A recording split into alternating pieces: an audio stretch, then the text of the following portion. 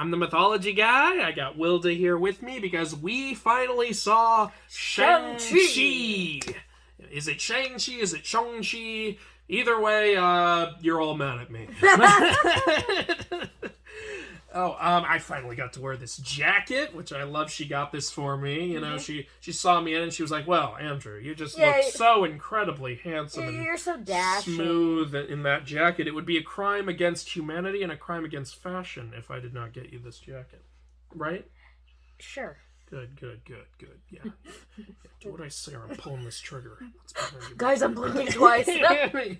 Anyway, so this movie, like, of course, this is Marvel's first Asian lead superhero movie, I think.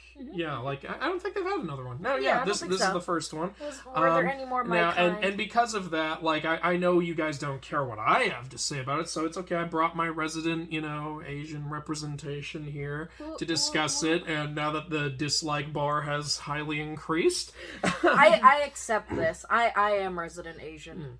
We're going to talk about it without spoilers first, and we'll go into spoilers later. So if you haven't seen the film, you're safe until we say spoiler alert. For sure. And I thought, we thought that this would be a good video too, because, you're obviously the well-versed, the mythology guy. There was mythology in the film. Yes. Yeah. And I am, aside from being the Asian one, I'm also, I'm a myth fan, but on a lighter side, so I thought... Yeah, so a little more on the general audience side. Yeah, I'm general audience, right? It's funny, like I'm the white guy here, but I'm a lot more into Chinese culture, because I love Journey to the West, and I love Chinese myth and a whole lot of other stuff, and we went into this movie, I was expecting it to, like, I heard everyone say it's amazing, but I don't trust people on that. People have said other movies are amazing that are not. Crazy Rich Asians.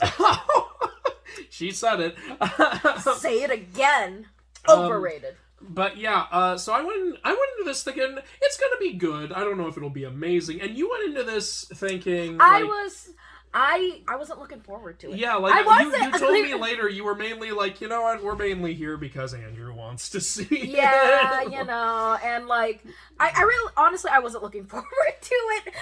I wasn't, because like here's the thing, we did a back-to-back feature, that and Candyman. Yeah, we saw this. I was more looking forward she was more into Candyman. I just thought it would be another Marvel film, And the thing is, I don't dislike Marvel films per se. I mean, some of them. Like she really likes like Guardians of the Galaxy. I do, but the other ones, I'm just like indifferent to. I'm just she's like not the big comic book nerd. Like like I've got all my comics over. Yeah, so I just thought, all right, it'll probably be like a cool, like Asian action film that's Marvel, and that's it. I didn't really have much expectations. Yeah, but what did you end up thinking of the film?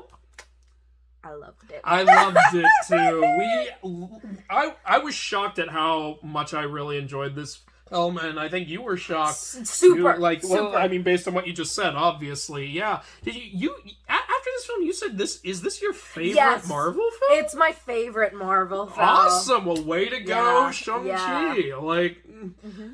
I loved this movie. I was not expecting it to be this much fun. I think one of the reasons it's really fun is there's a lot of martial arts action in this film. We're both big Jackie Chan fans. Love him. God bless that man. And this film does it mixes a lot. It's a mixture of like magical stuff and Marvel superhero stuff and a lot of old-timey, martial arts movie stuff. It balances it really well. It's got a 2-hour, 13-minute runtime, so it's got time to insert a lot. And what I like, this film never felt like it was dragging. Yeah, that's like one of my... Look, because here's the thing. Look, between us two, he's more of like a movie guy, series and everything. And me, on the other hand, I kind of get bored easily, Yeah. Unless I'm, like, captured. It's like, I'm gonna go on my phone. Like, I'm just gonna start scrolling and be like, whatever, So, but for this film, with me being more prone to boredom, I was not bored. Like, I feel like this film, like, never had a dull moment in it. Oh, yeah. No, I was entertained start to finish. When the film was first starting, it felt, the tone of the film felt a little, like, didn't feel very super, okay, not at the very, very beginning, but at the beginning with the main character. Oh. It wasn't feeling super, like, superhero-y, it was feeling kind of more like Always Be My Maybe, which you've also brought See, up. that's actually what I really love about it too. Like, I feel like, you know, if you love the film Always Be My Maybe, if you want an action version of like their, you know, their dynamic, put them in some action version movie, then you'll love it. And I'm pretty sure the opening takes place in San Francisco. Yes. And yeah, as you know, we both like been spent a lot of our life in San Francisco, so we're like looking at the bus and stuff like I think I've been on that exact bus. Like, you know. So yeah, it was really cool. And when it got, so it was, in the opening of the film, it's fun for me and I think fun for you to see all these little San Francisco nods, like karaoke and stuff. And then in the later part of the film, that's where I was like, oh my god, all these cultural references and stuff. Yeah. Which I'm not going to spoil here, but I will get into that when we do get into spoilers. Also, I think all the characters were very likable. Mm-hmm. Surprisingly likable villain. Also, like, I'm not gonna spoil like exactly what he is, but he has a motivation that I think like a lot of people can understand. Even like I feel like I could understand it. And you know, they got the villain. The villain of this movie is from the comics, the Mandarin. To everyone who saw Iron Man 3, that movie pissed me the hell off because they acted like the Mandarin was going to be in that, and I know the Mandarin from the comics, and I was excited to see him. Is he Asian? In the comics, yes. But in the movie, they were making it look like Trevor. You know, Trevor. You remember Trevor from this movie, the actor? It's an act. It's a performance. You remember him?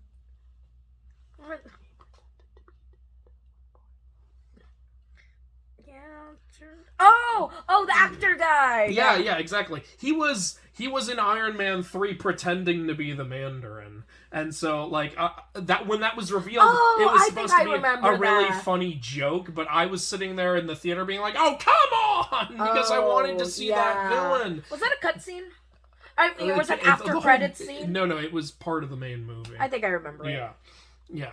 Cutscene. It's a movie. The whole thing's a cutscene. No. I mean, after credit. I know what you mean, yeah. But yeah, so it's cool to see the actual Mandarin here. They have changed some things. In the comics, the 10 rings are actually finger rings, and each one gives them a different... That was too Thanos-y. Yeah. They're like, we'll make them bracelets this time. And this, they made them bracelet rings, and it's cool. The 10 rings are really cool in this, so that was cool to see. Yeah, very likable characters. Awkwafina's in this. She plays I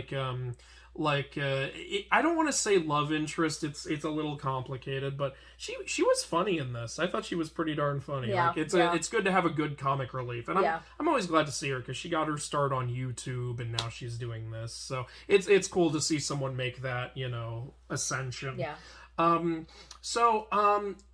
Really fun movie. If you're into Chinese mythology, I think you'll get even more out of this movie. I know I did. Likeable characters, good villain, story that didn't drag. Runtime's over 2 hours, but I don't think you'll feel the 2 hour runtime. I was even telling my best friend, like, look, you don't need to be super into mythology, but yeah, if you have a general liking for action, plus good chemistry between, like, you know, main characters and stuff, I just think this film is just so fun. Yeah. You really don't feel the 2 hours. The martial arts are a lot of fun. Oh, and the comedy is fun. And it's just an adventure. It's such a ride. This is Marvel at some of their best, with the perfect blend of action and comedy and good story. I really, really liked it.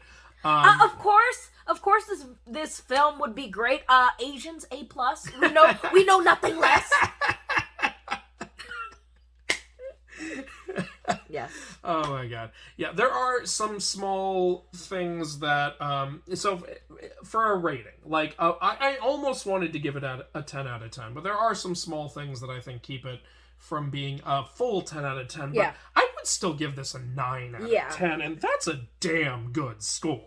I highly recommend this movie. Go see it. Same. Like, I think it's worth seeing in the theater because it's a big, epic movie. Actually, I was telling that to my best friend too. Like, look, ideally, you probably should just see it in the theaters. That way, it's more immersive with the big screen and everything. Yeah. I think that's the best way to watch it. But you know, if you can watch it at just like a big screen at home, probably it's fine. Just quick little side note. I don't know what the hell D-Box is doing in theaters. When I tried to buy tickets for this, it kept saying, do you want D-Box tickets? Apparently, like, it's a seat that, like, moves and stuff. You know what's funny, though? Even though we didn't get the D-Box seats, like, I don't know if it's just the sound, the surround sound, but like when there were like big moments, I felt it. I know, kind of felt I the think impact that's the and surround stuff. sound. Yeah. Yeah, but apparently theaters are doing something where your seats will move, and it's like, Okay, I don't want Shrek. that. I'm trying to watch a movie. I'm not at Universal Studios. Yeah, but so are we both at a 9 out of 10? I would say 9. 9 out of 10. Highly recommend. Even if you're just a regular guy, you'll have a lot of fun at this, I think. And if you love martial arts movies, you'll get even more out of this. If you love Chinese mythology, you'll get even more out of this. What were you going to say? And I was going to say, too, and this was the type of film where you don't need to see the other ones, like the other Marvel films. Oh, yeah, this movie stands on its own. It's great by itself. Obviously, there's little things where it's like, hey, if you've seen the Marvel movies, you might notice that thing. But you could just start with this, and you'll be fine. Yeah. Yeah. All right. So, that's our spoiler-free thoughts on the film. 9 out of 10. Go watch it. Sorry, this is a little late. I was sick for 2 weeks. But I highly enjoyed it. I really enjoyed watching it with you. Really fun. All right. We're going to go into spoilers now. Spoiler alert. Okay.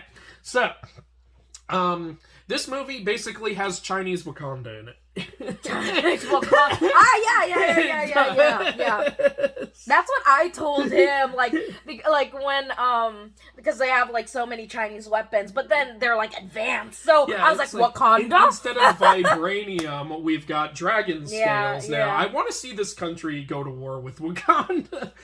Maybe do that in one of your What If episodes, Marvel. They're doing a show where it's like, what if this happened? That's right cool. now they're doing that on Disney Plus. I like that. Yeah, maybe we'll check it out. Check it out. But yeah, do that. What if what was it? What if Talo went to war with Wakanda? I want to see that shit.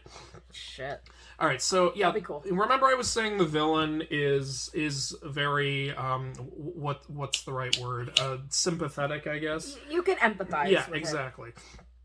Basically, the villain, he was like, he's like 1,000 years old, at least, and he was just a villain who, like, took over. This was a weird part of the movie that held it back from its end for me. They basically say he took over the whole world, and he was able to influence history. It's like, wait, what? I think people would have heard of this if a man took... No, it was in silence. You can't take over the whole world. Also, like, how do you see... Also, apparently he just threw that away when he got married. They said he took over the whole world, but then he got married and he put it aside. No, you can't take over the whole world and then be like, never mind. I'm in love. That was a little too much for me. I was like, here's the thing. I think it would have been better if like he conquered a certain part of the world. Yeah. He was like ruling that for a while. Or maybe you could have just said he conquered China or something. No, that's what I mean. Exactly. And then here's the thing. It would make sense since it's only part of the world. Then he could have like moved. You know what I mean? Moved to a different country. Went to San Francisco. Whatever. I don't know. There were no kingdoms left for him to conquer, so he sought out Talo. It's like, so he won already. Like, it's kind of weird. Yeah, it's a little too over the top for my. It's like, and then he started influencing history. You already rule the world. You don't need to influence history. So yeah, apparently, he met a woman. Like, the big plot of this movie is Talo is the mythical land in China, and this villain, the Mandarin, he's able to live forever because the 10 rings apparently make him like he doesn't age. Yeah, they make him immortal, and then he finds. Wait! Is he immortal? Or is he just difficult to kill? I think it's just he doesn't age, and you'd have to. So you basically have to beat him in battle because we know he's not immortal based on what happens later. Ah, right. Yeah. So you can kill him, but it would be tough because not only is he an expert fighter, he has the 10 rings, and the 10 rings are you can shoot them out and they come back and stuff, and yeah, it's pretty cool. Mm-hmm. But then he meets a woman, he loves her, and then he legit wants to just settle down and be with her, and he has 2 kids with her. He done with the gangster life. Like, nah, wait, you know how girls, I'm gonna take my rings off. He literally took his I'm gonna take my hoops off. Boom. No more Mandarin in the streets, Mandarin in the sheets. Oh my god. No, and then the thing is, like, for a while he was a legitimately good husband. He was a legitimately good father. You could see them playing DDR together. No, until the mom gets killed. Then he's not a good father anymore. Yeah. Because his grief overtakes him. He doesn't want to lose it. He's like, if I had never taken these off, this wouldn't have happened. He's like, I'm going to run my criminal empire again. I'm going to train my son to be a unstoppable killer, and I'm just going to ignore my daughter. Pretty much. You know, if for one, like, if I ever have a daughter, I'm going to make sure that daughter knows frickin' kung fu. Like, I don't want anything happening. You would think he would want his daughter to be... That's true. But apparently his society is... His, like, criminal society is incredibly sexist. We don't train you women. Females. You get out of here with your where's your Y chromosome? You need that to get in here. So he sends his son to kill the man who killed their mother, and then after that the son can't, like, he doesn't want to go back, so he just grows up in San Francisco, and he has the brilliant idea to change his name from Shang to Sean. You know, and they make fun of that later. Like, Awkwafina's like, wow, I wonder how your dad found you, Sean. She's great. And he gets attacked in San Francisco on a bus, and then we get the best character in the movie, in my opinion. We get, social media bus guy! I loved that. That was great. That was like, I just burst out laughing. The realism right there. There's a literal death match happening on the subway. A guy pulls out his phone. Hey, what's up, guys? It's your boy. Look what we got going on here. You know, I actually used to take martial arts classes, so I'm gonna be grading this. It's too real. It's too 2021. That was the highlight of the film. And not that I didn't love the rest of the film, but it's like, oh my god, a moment. Social media bus guy. If you're out there, I will follow you. That was fantastic. No, so his father attacks, so he has to go find his sister. I do find it a little weird that he just kind of abandoned his sister. I do find it a little weird that he didn't go back to try to save her from their dad, but I don't know. Like, apparently the dad sent him a postcard to where the sister is, because the dad never stopped knowing where they were, because he wanted to recapture them. Mm-hmm. But if he knows where they both are, why does he need to send the son a postcard to go to the sister? Why doesn't he just capture them both? See, there's problems with the plot. That's why this wasn't a 10 out of 10. Yeah. But yeah, the sister's running an underground fight ring, which is really cool, and we get some cameos. We get Wong from Doctor Strange is in there battling Abomination from Hulk. That's really cool. I was hoping we'd get more Wong in the movie. When I saw him, I was like, oh, cool, Wong's in the movie, but he just kind of disappears until... Yeah, I mean, I didn't expect much. I thought he would just kind of be whoop, and then whoop. Yeah, it's a lot like Doctor Strange and Thor Ragnarok. He's like, hey, by the way, I exist. Yeah. Bye. Bye-bye. No, yeah. What did you think of the sister character, by the way? Like, because he finds his sister at the fight club. It's a little cliched how once they're reunited, she starts beating the shit out of him, but it's also fun to watch. Yeah, it's fun to watch. Yeah. Will you please stop punching me? Yeah. I liked her. No, yeah, I liked her. I didn't think she was as fleshed out as he was. Yeah, but she wasn't bad. Like, it's cool. I'll be happy to see more of her. They confirmed there's going to be more of her in the future. Yeah. But I think it was a good intro to her, you know? Yeah. Ooh, and, like, especially in the ending, that's pretty badass. Yeah, there's an end credit scene, Yeah, there's 2 end credit scenes. And in the after credits scene, like, we see that she's taking over the 10 rings, and she's an equal opportunity mob boss. She's like, ladies and men can both come in here and start killing people. Pretty much. And I like that, you know, the fact that, you know, like, because the thing is, she was kind of discriminated against for being a woman, so in she the had fighting. To self-teach. Yeah, so she had to self-teach, which was badass, right? Yeah, that's cool. But what I love is, in the end, you know, it didn't become like, only women are now allowed here. Like, you know, she doesn't seek out revenge against the other sex, but she doesn't become the thing she hates. Yeah. So, I thought it was such a great moment that, we zoom out, we see women at first training, but then we also see men. So like, truly... it's not like, hey, you know, you were sexist against me, so I'm going to be sexist against you. No, it was just like, hey, I'm going to be better. Like, I always like that. That's a better message to have. Yep. Though I don't know if she's going to be a villain or not in future movies, because she is running a criminal empire, but we don't know what she'll do with it. So we'll see. Oh, so she's Boba Fett. Actually, right? Like at the end of Asian Boba Mandalorian Fett. Season 2. Oh my god. You're right. Mm-hmm. I'm not going to ruin that. If you haven't seen The Mandalorian, what's wrong with you? Go watch it. It's wonderful. But yeah, this... So yeah, the dad ends up recapturing both kids. He says his plan is he's trying to bring their mother back. He's misguided. He thinks the mom is being kept in Ta Lo. We find out later this is an evil creature using people's desires against them. But yeah. What makes it, instead of just yelling at the villain like, hey, you're an idiot or you're just evil, like you see how much he loved his wife and how much he wants her back. Yeah, see, like, here's the thing, like, that's kind of cliche, like, you know, the bad guy's just luring you in, I'm your wife, whatever. But the thing is, I don't know, the actor was great, you know? Like, you could really see in the scenes that, like, he was really motivated by the love to save his wife. Yeah. You could really, really see it. Yeah. So, you know what I mean? It wasn't straight up, like, I don't know. Oh yeah, it was like a mixture of like he's the villain but also wholesomeness. It's like you can't help but understand and like be at least like, somewhat you know, understand. Like, what if you lost the person who meant the world to you? Like what would you do to bring them back? You know, stuff like that happens, and but he's planning to he's planning. God, I say like too much. He's planning to invade Ta Lo, burn it to the ground, and find the wife by any means necessary. So it's like, I don't think that's a good idea, buddy. That's what the son and daughter say too. Yeah. And so then he's like, okay, well, you know what, for your own good, I'm going to lock you up and I'll just go find her without her. And in the prison, they encounter Trevor from Iron Man 3. He's apparently, if you saw Iron Man 3 and you also saw there was a little short film that showed Trevor getting broken out of jail. You haven't seen this. He gets broken out of jail and kidnapped by someone, and apparently this is who kidnapped him.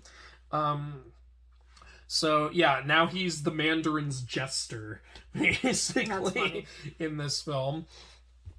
And we get to see also, Trevor's got a little pet, which is a creature from Chinese mythology. This creature has two different names. It is referred to as either the Dijong or the Hundun.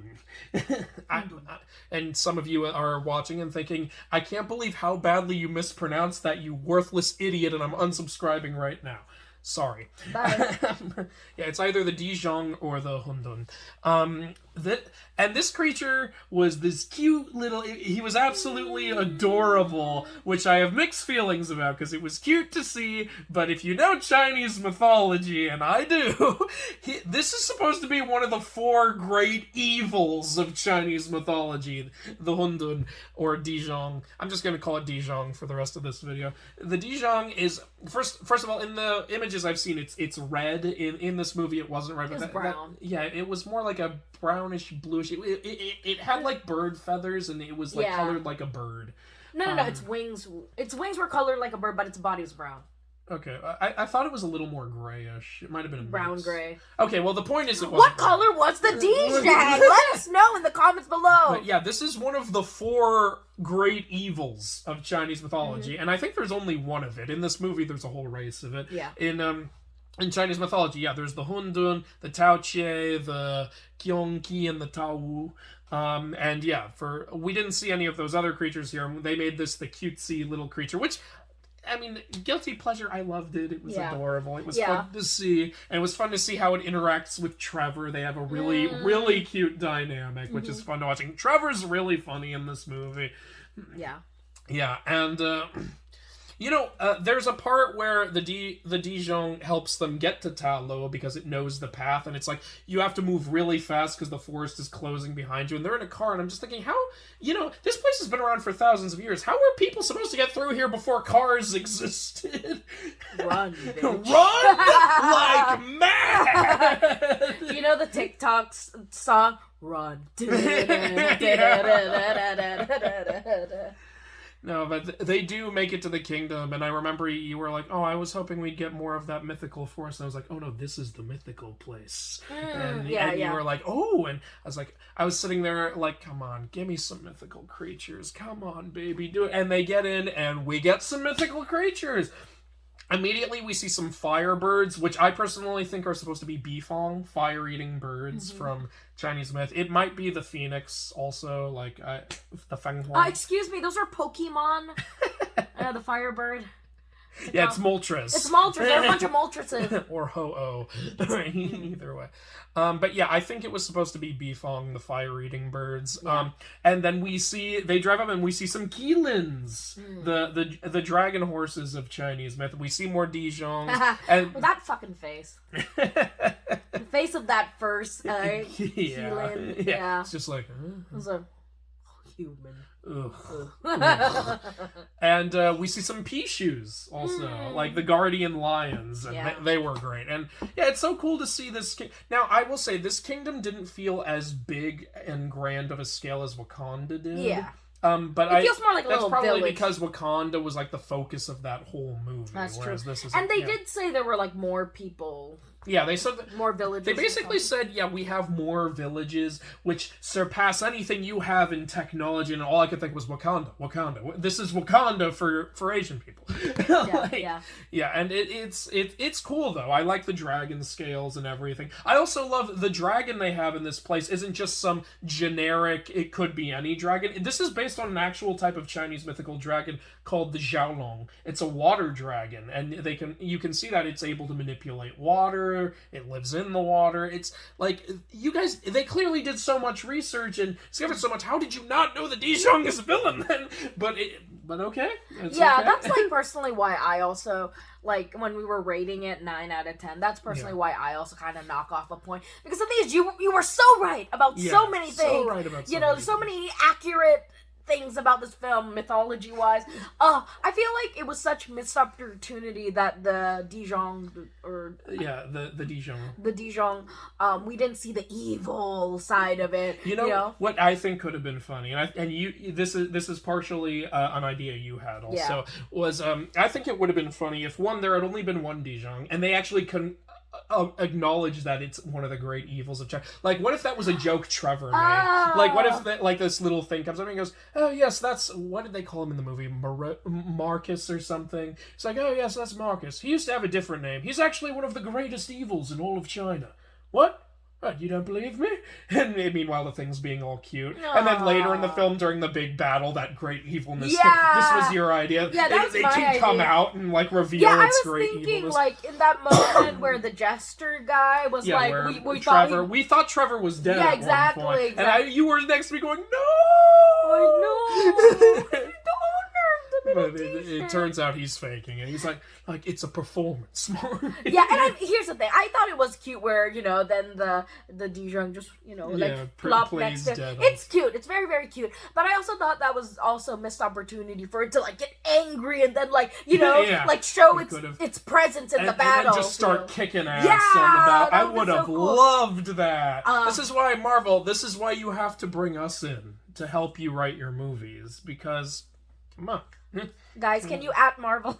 Exactly. I mean, come on. You're making a Chinese mythological movie. Well, a Mythology Guy and Asian. Hello. We know what we're talking about here. Yeah. Oh my god. Now, Oh, and speaking of battle, one of Andrew's favorite moments was when they tried to fight the Pishu. Yeah. So the Mandarin does invade Ta Lo, and his people attack the Ta Lo people, and they have dragon scales which they make armor out of, and they put it on their weapons to make their weapons more. And there's this scene I absolutely love where one of the people goes to hit one of the Pishu, just the Pishu's like. Knocks the guy. It's like you said. It's like a Hulk moment. Yeah, just like puny dick, puny person. Also, another great nod to Chinese culture is the Mandarin's men are using futuristic versions of Chinese weapons, like hook swords. Hook swords are an ancient Chinese type of weapon, and they have those in this, but they're all neon-y and stuff. It was cool to see that. So yeah, I like that too. Yeah, so Mandarin does come in. He does. Actually, it's kind of funny. While the battle's happening, he just walks right past. Yeah. He's just like, I'm just sitting there thinking, you know what? If I had an agenda, I'd probably be doing that too. He's like, I saw an opening and I took it. Yeah. It's like, all right. So Shang-Chi fights him, and he does some really cool staff maneuvers that I've actually seen are real maneuvers. So it was great to see that. So, and it was giving you and me some Monkey King vibes with staff and everything. But yeah, the Mandarin does get past him. I keep calling him the Mandarin, by the way, because I don't think they ever said his real name in this film. But yeah, he gets past him. He still believes his wife is behind this wall when actually the monster is back there. So he starts punching it, and these monsters come out, which honestly, if these are in Chinese myth, I don't know them. I'm sorry. This is one, but there are thousands of creatures in Chinese myth, so cut me a break. But yeah, then there's a funny scene where it's both a funny scene and a scene I really like because it shows like the Ta Lo people and the Mandarin's men are fighting each other, but once the people of Ta Lo see the monsters coming out, they're like, we have to work together, because otherwise we're all screwed. Yeah. And yeah, then there's a funny scene where the guy's like, do you think we're stewing? And suddenly it starts sucking the people's souls out, and the Ta Loians knock them out. It's like, yeah, we should work together. And I like seeing, honestly, the humanity in people where they're not just cartoony villains. They're like, okay, I can recognize that things have changed, and I'm gonna, like, yeah, even though we were fighting these people, I'm gonna work with them because I'm not a freaking idiot, you know?